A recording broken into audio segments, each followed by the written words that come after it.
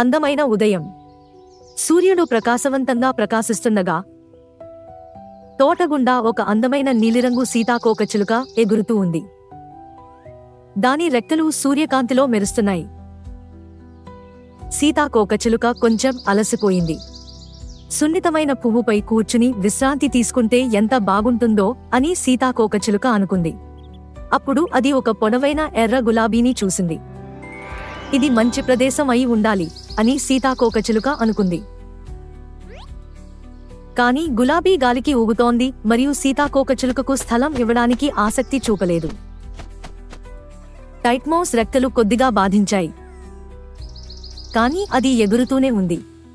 కొద్ది దూరం తర్వాత ఒక చిన్న పసుపు పువ్వు కనిపించింది. అది పెద్దది లేదా ప్రకాశవంతంగా లేదు, కానీ అది సూర్యకాంతిలో నవ్వుతున్నట్లు అనిపించింది.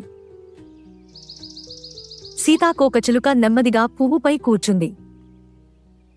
పసుపు పువ్వు మెల్లగా ఊగింది. రండి, మీరు ఇక్కడకు స్వాగతం, సీతాకోకచిలుక అలా చెబుతున్నట్లు అనిపించింది.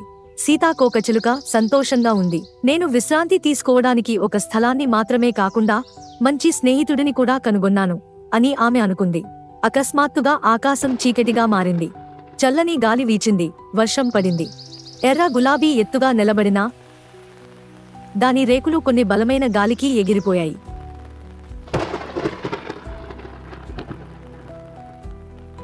పసుపు పువ్వు చిన్నదే అయినప్పటికీ వంగి దాని మృదువైన రేకులతో టైట్మౌస్ను రక్షించింది. వర్షం ఆగిపోయిన తర్వాత సూర్యుడు మళ్లీ ప్రకాశించాడు.